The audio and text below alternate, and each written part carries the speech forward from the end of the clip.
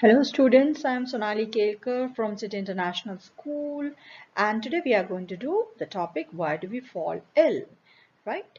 We have already done the two sessions of this topic, and today we are going to do the topic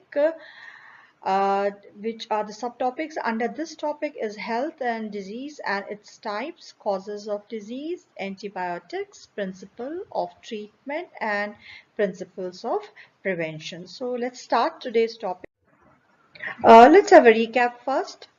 We have done about the definition of health, right? Now, what is health exactly? It is a complete physical, mental, and social well-being of an individual, right? If the person is physically fit, he doesn't have any discomfort in his body or any kind of disease in his body, and he is mentally okay. He is not under any kind of depression or stress.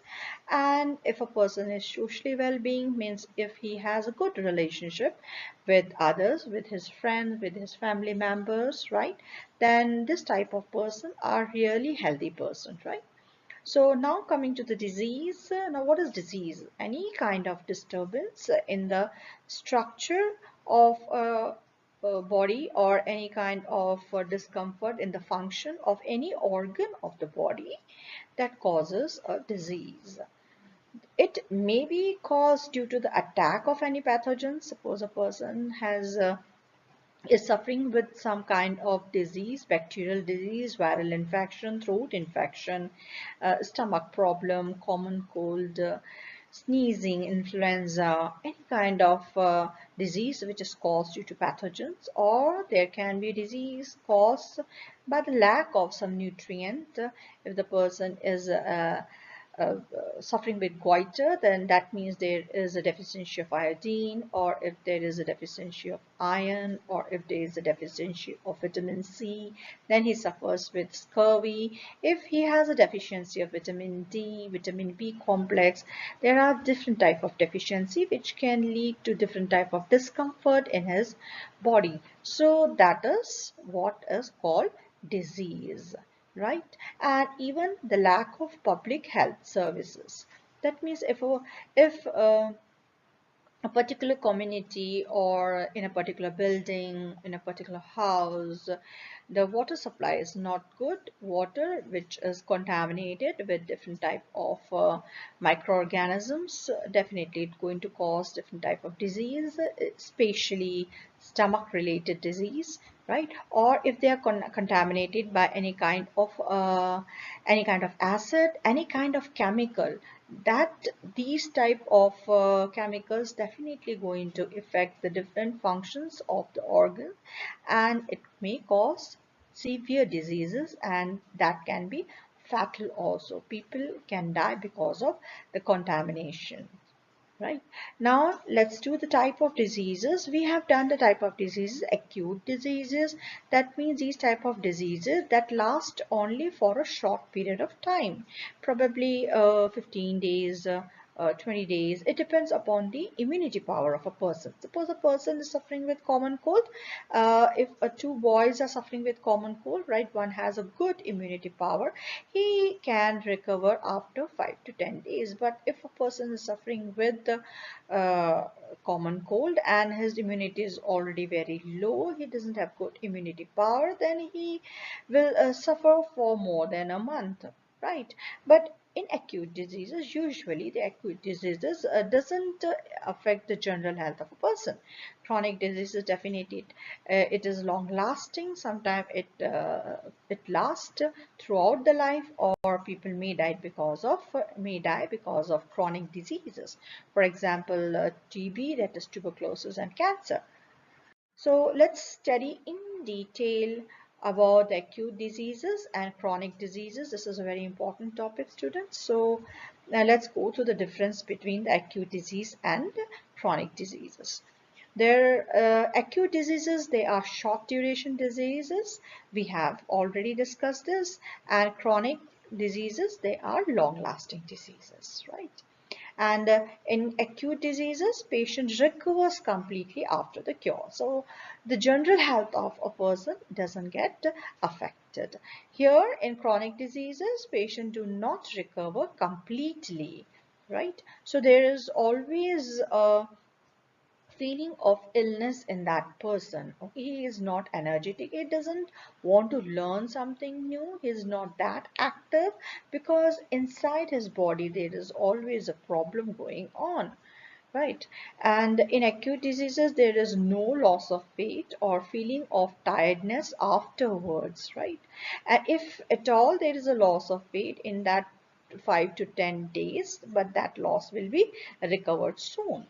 But in case of chronic diseases, there often a loss of weight or feeling of tiredness. For example, TB patients, tuberculosis patient, and even the patient of cancers, they always have this feeling of tiredness and they lose weight. Drastically, they lose weight.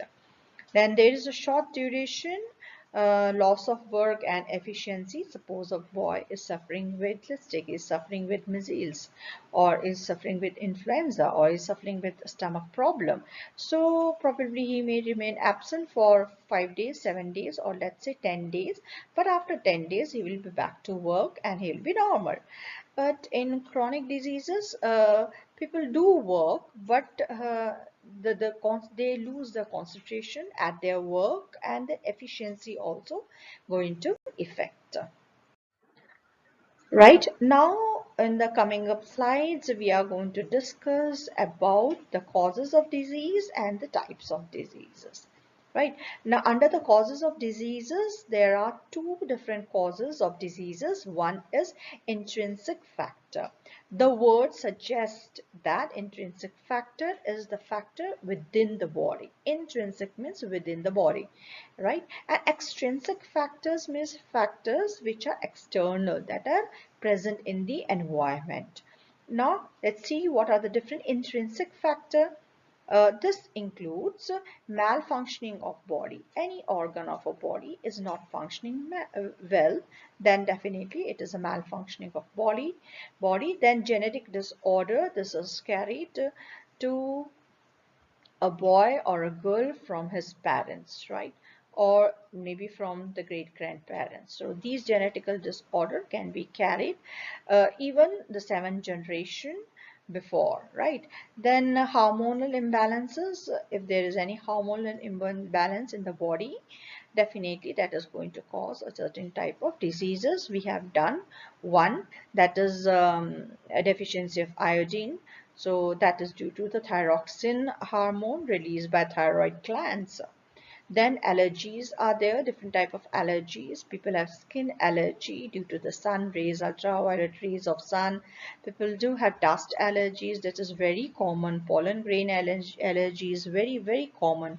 Some people have allergy with milk, lactose allergy. That is also quite common nowadays, but it's not common in India, but that is common in Europe, right? So these are the different intrinsic factors which affects a individual's health.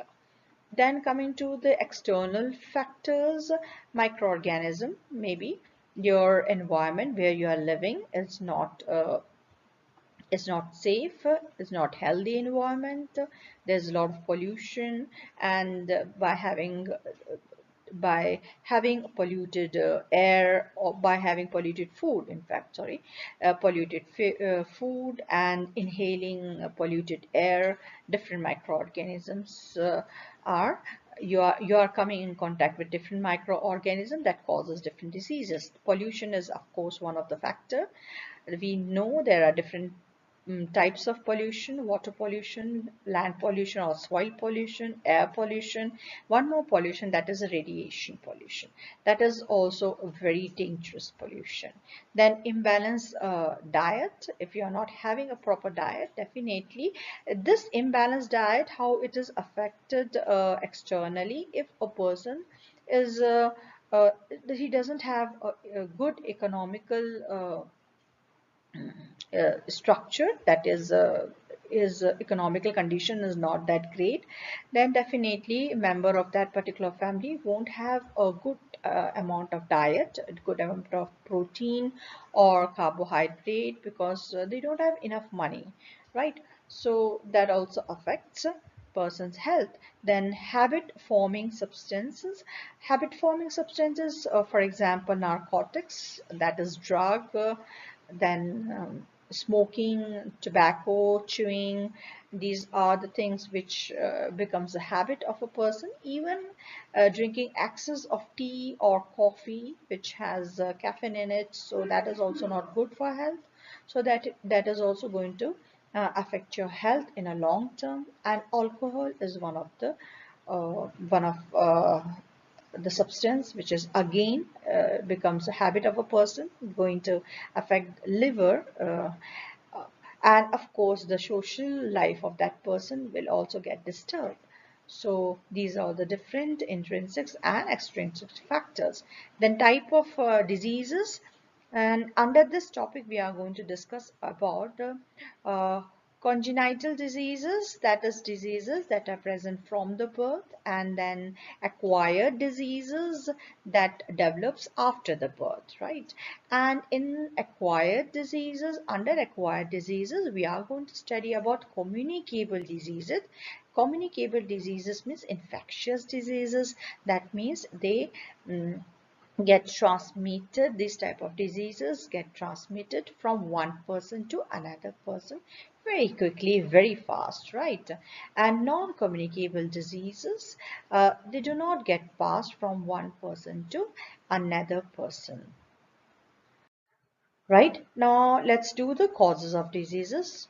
We have already discussed the format of these diseases, right? Now, what are the different causes of diseases? Internal factors, we have discussed hormonal diseases. Here you can see this is a disease caused by the thyroxine hormones. Eyes are protruded and you can see the swelling in the neck, right? This is the allergy, and this is a genetical disease, sickle cell anemia. You can see the structure of RBCs. The RBC should be like this. The shape of the RBC should be, circular. It is biconcave shape, in fact. And here you can see the sickle cell. The shape of the RBCs has changed. This is a genetical diseases. Now this type of shape of RBC cannot accommodate a lot of oxygen. So person who has sickle cell anemia, this type of diseases, they always get tired soon because there is always insufficient supply of oxygen in his or her body, right? Then coming external factors, unhealthy diet, right? Kwashiorkor is a result of external factor or unhealthy diet, a diet which lacks in protein, definitely. And then disease causing germ, bacteria, viruses, fungi. Okay, these disease causing germ can be caused to these germs can cause diseases in people who don't get enough water or clean supply of water. Here you can see, and even here, oh my god, it's the pollution, a lot of pollution. It's all polythene bags over here, and uh, people definitely going to suffer with some or another other kind of disease because of this contaminated water. And definitely the unhealthy lifestyle. If you have a lot of fast food, that is a very unhealthy lifestyle. And if you don't exercise a lot, again that is a very unhealthy lifestyle, sitting in front of the computer, TV, and your life is quite sedentary, it's not active. So these all things contribute towards different type of diseases, not a one single disease, different types of diseases, right? Then based on the following, there are two broad categories of cause of diseases. One is the immediate cause, right? And the other one is contributory cause. Immediate cause, it is the primary factor which is causing disease in a person. Suppose a person get infected by any kind of bacteria, right, or fungi or viruses or any kind of germs or worms, right? So immediately he will get that disease.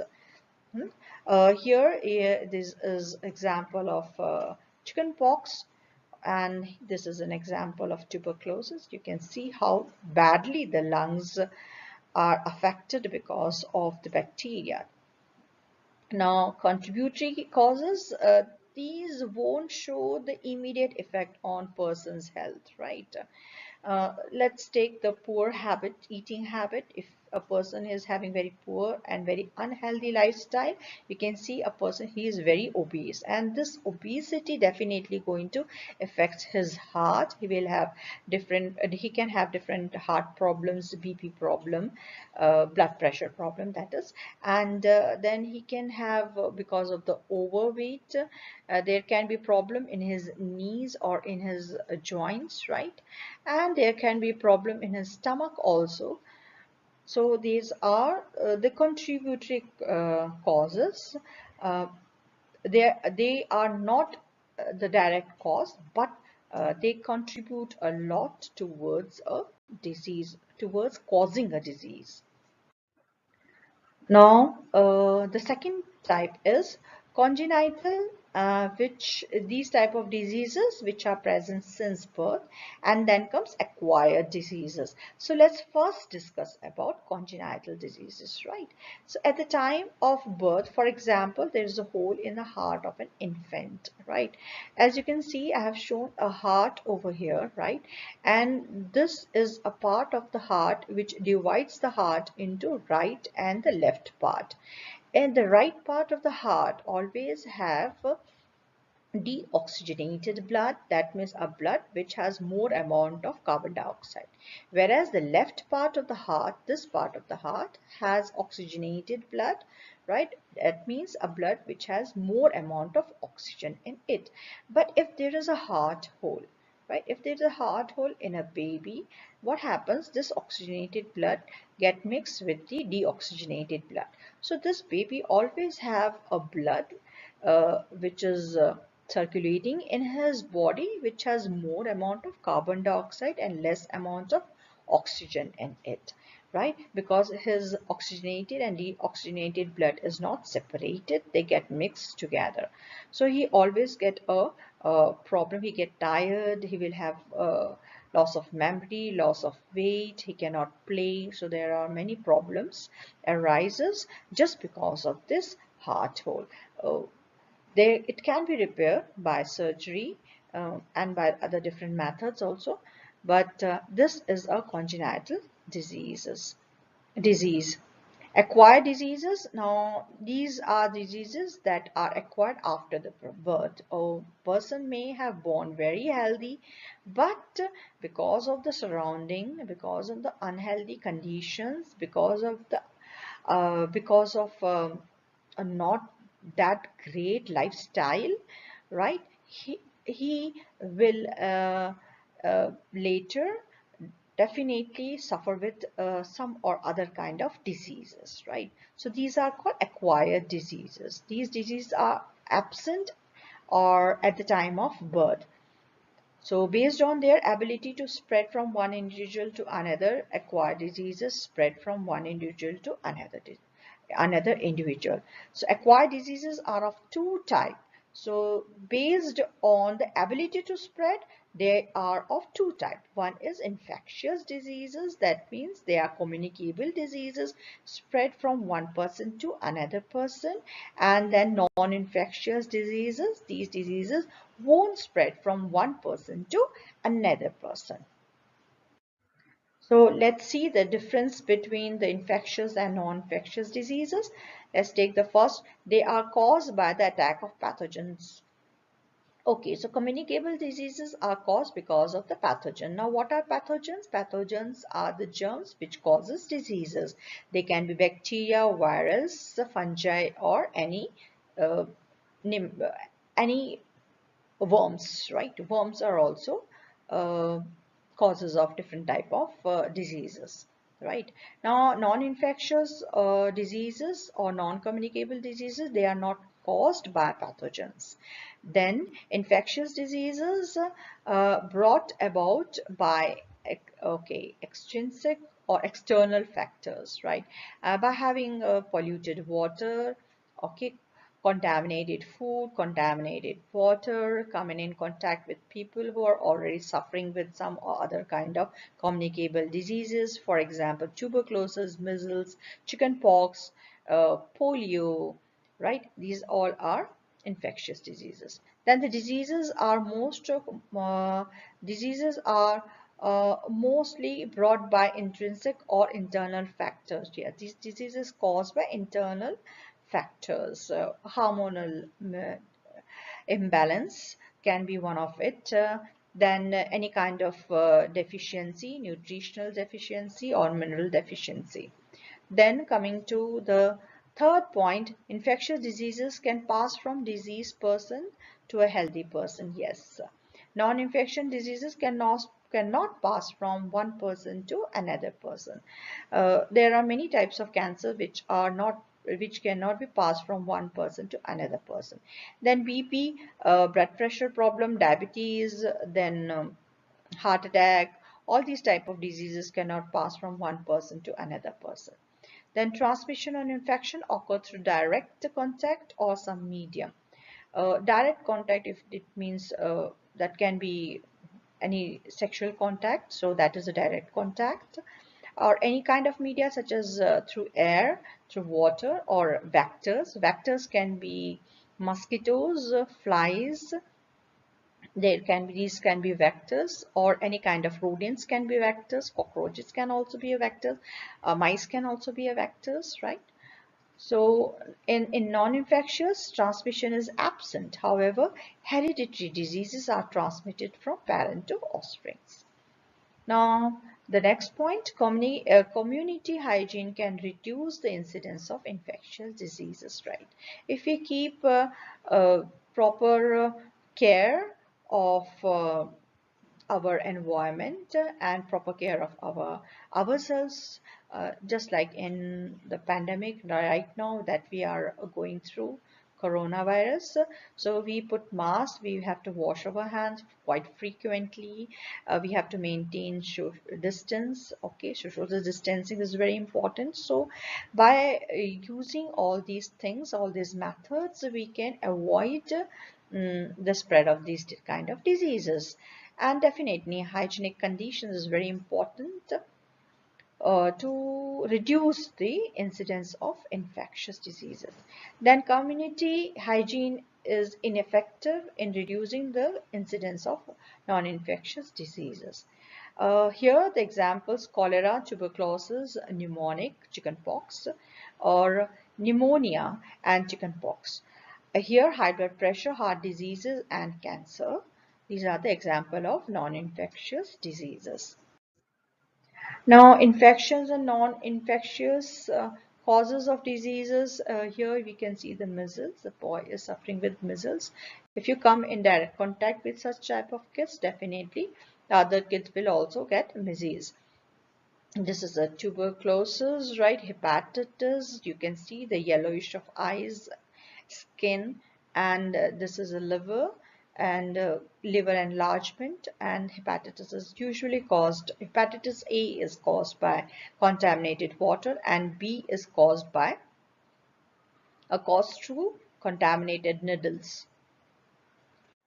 Here we can see the non-communicable diseases, and almost two-thirds of non-communicable disease, NCD, non-communicable disease, deaths are linked to tobacco use, harmful use of alcohol, unhealthy eating habits, and physical inactivity, right? Non-communicable diseases, as you can see, they are cardiovascular diseases, diabetes, chronic respiratory diseases, and cancer. Here, there are the different infectious agents which are responsible for the communicable diseases. Now, let's know something more about infectious agents. The unicellular or the multicellular organism that cause infection are called infectious agents. These disease causing organisms are called pathogens. They are classified widely into four categories.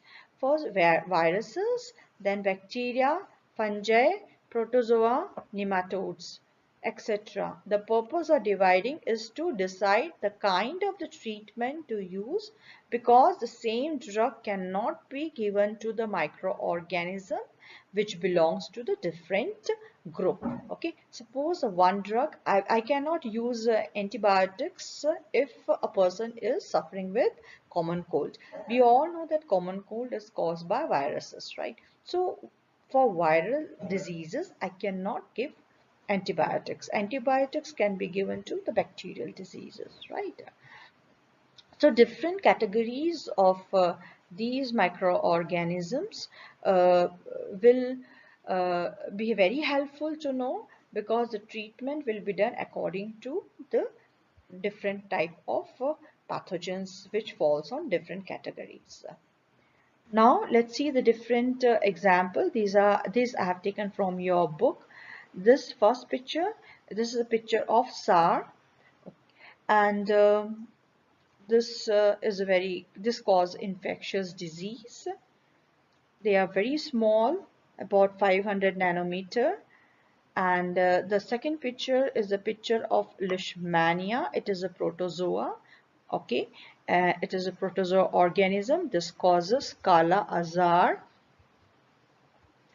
And the third one is a picture of Trypanosoma. It is again a protozoa organism, okay, responsible for sleeping sickness.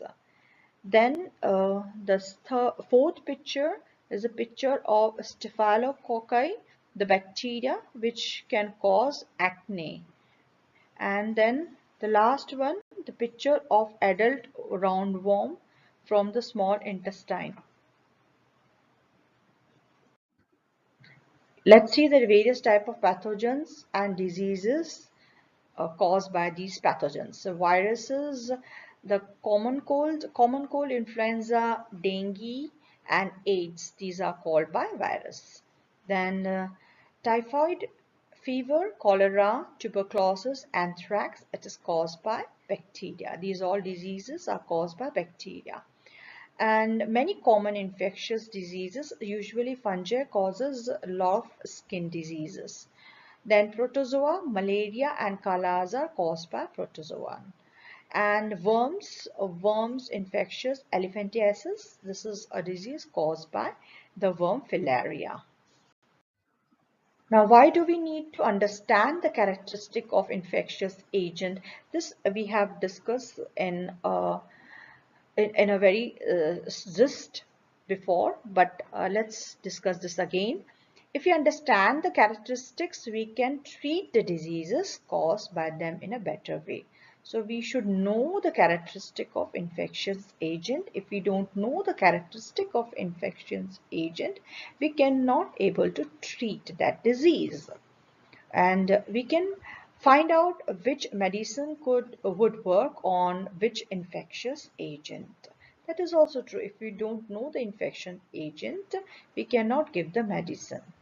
Some common characteristic of infection agents are, let's see, the viruses live inside the host body. Then bacteria do not generally live inside the host body.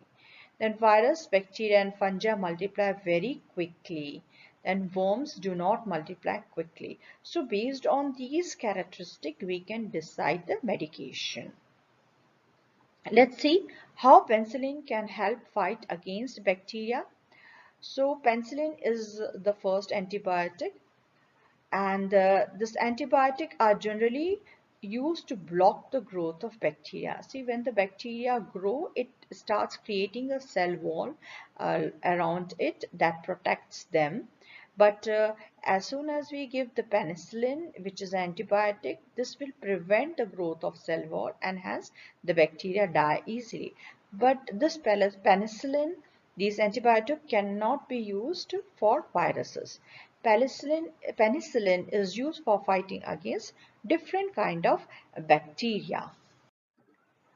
Now let's see the different type of diseases. Based on the means of spread of the disease, we can classify it into different categories. Now we can classify the disease such as airborne disease, foodborne diseases, waterborne diseases, lifestyle diseases, vector-borne diseases, and sexually transmitted diseases. Okay, now these diseases are classified based on uh, the way they spread. Okay, the medium, based on the medium, which medium is responsible for the spread of that disease. Airborne diseases, these are caused by germs, bacteria, or viruses in the air. And the example of airborne diseases are common cold and tuberculosis. Then foodborne diseases, they are caused by germs, bacteria, and the toxins which are released by the bacteria and viruses and fungi, which are present in food. Food poisoning and typhoid these are the diseases caused by food, contaminated food especially. Then waterborne diseases, they are caused by drinking contaminated water, cholera, a amyobiasis, or you can say there is one more disease, jaundice, which is very common. Jaundice in Hindi we call pilia, and jaundice is a common name. Otherwise, hepatitis A is also called jaundice. Then lifestyle diseases, they occur because of the poor or unhealthy lifestyle. Heart disease and diabetes we have already seen. And then vector-borne diseases, they are caused due to animals that carry infectious agents from a sick person to another person.